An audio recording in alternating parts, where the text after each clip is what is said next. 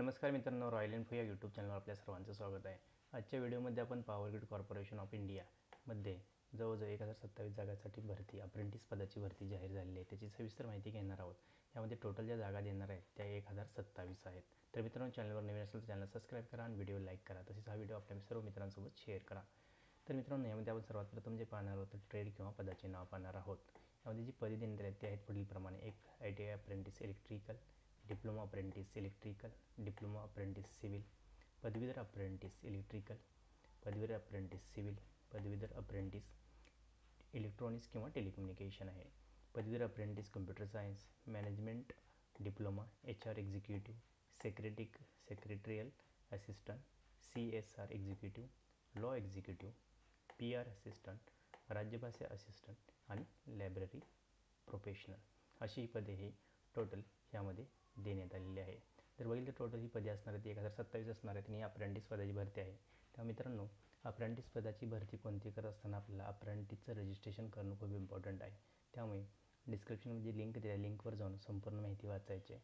आपण जी अर्ज आहे तो डाउनलोड करायचा आहे, संपूर्ण माहिती वाचायची आणि त्याप्रमाणेच आपल्याला रजिस्ट्रेशन केल्यानंतर अर्ज भरायचा आहे. तर चला आता आपण यामध्ये दुसरी जी आवश्यक माहिती आहे ती पुढीलप्रमाणे पाहणार आहोत. यामध्ये ॲप्लिकेशन फी आहे ती कोणत्याही प्रकारची फी नाही आहे.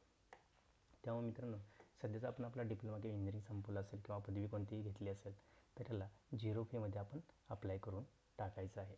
यामध्ये जर आपण बघितलं वयाची अटी 18 वर्ष ठेवण्यात आली आहे. 18 वर्षावरील तरुण यासाठी अप्लाय करू शकतात. तसंच नोकरीची ठिकाण जी आहे ती संपूर्ण भारत आहे. आता पॉवर ग्रिड कॉर्पोरेशन हे आपल्या भारतामध्ये जवळजवळ 50% ग्रीडचं काम म्हणजे काम करत असते. जसं की लाईटचं ट्रान्सपोर्टेशन करणे वगैरे अशा गोष्टी पॉवर ग्रिडमार्फत बघितल्या जातात. त्यामुळे ऑल इंडिया म्हणजे यांचं काम चालत असल्यामुळे सरकारी मिनिरत्न कंपनी असल्यामुळे आपल्याला ऑल इंडियामध्ये कुठेही आपल्याचं जॉईनिंग दिलं जाऊ शकते आणि त्यानंतर आपण 2-2.5 वर्ष जे पण अप्रेंटिसचा पिरियड आहे त्या पिरियडमध्ये काम केल्यानंतर मला बेसिक पे किंवा इतर ज्या गोष्टी आहेत त्या दिल्या जातात. त्यासाठी आपल्याला ॲडव्हर्टाईज पूर्णपणे वाचायची आहे, जेणेकरून त्या आपल्याला गोष्टी कळणार आहेत की यासाठी सॅलरी किती मिळणार आहे, किती वर्षाचे अप्रेंटिस आहे आणि अप्रेंटिसनंतर आपण सरकारी सेवेमध्ये येण्यासाठी कशाप्रकारे काम किंवा कोणती कार्यवाही करावी लागणार आहे. तर मित्रांनो, यामध्ये ऑनलाईन अर्ज भरायची शेवटची जर तारीख बघितली 8 सप्टेंबर 2024 आहे. 8 सप्टेंबर 2024च्या अगोदर आपण ह्यासाठी अप्लाय करू शकणार आहात. तर मित्रांनो, आता यामध्ये आपण शैक्षणिक पात्रता पाहणार आहोत की कशा प्रकारची पात्रता करायची आहे आपल्याला. पद क्रमांक 1 करता ITI इलेक्ट्रिकल असणं आवश्यक आहे. 2 करता इंजिनिअरिंग डिप्लोमा आहे. 3 करता इंजिनिअरिंग डिप्लोमा सिव्हिल असणं आवश्यक आहे.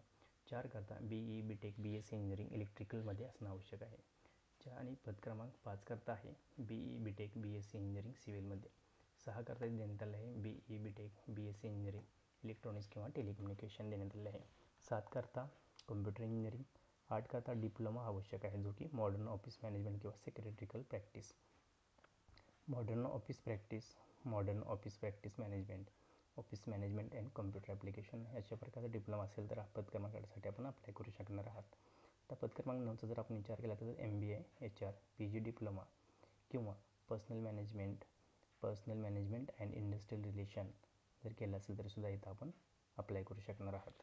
पद क्रमांक 10चा जर विचार केला इथं तर 10वी उत्तीर्ण स्टोनोग्राफी, सचिवेस, व्यावसायिक सराव किंवा मूलभूत संगणक अनुप्रयोग असणं आपल्याला आवश्यक आहे. पद क्रमांक 10 करता सामाजिक कार्य MSW किंवा व्यवस्थापन पदव्युत्तर पदवी असण्याचं आपल्याला प्राधान्य दिले जाणार आहे. पद क्रमांक 12 करता विधी पदवी म्हणजेच LLB वगैरे असणे पाहिजे आपल्याकडं. पद क्रमांक 13 करता BMC BJMC BA जर्नलिझम किंवा मास कम्युनिकेशन असणं आवश्यक आहे. पद क्रमांक 14 करता जी शैक्षणिक पात्रता आहे ती आहे BA हिंदी आणि 15 करता आहे BLIS. अशा सर्व शैक्षणिक पात्रता पुढे दिलेल्या सर्व पदाकरता देण्यात आलेल्या आहेत. मित्रांनो, तरी आपण यापैकी कोणतीही पात्रता पूर्ण करत असाल आणि जर जस्टच आपण ग्रॅज्युएशन झालं असेल आणि जर आपल्याला सरकारी कंपनीमध्ये अप्रेंटिस करायचे असेल तर यासाठी आपल्याला 100% ॲप्लिकेशन दिलं पाहिजे.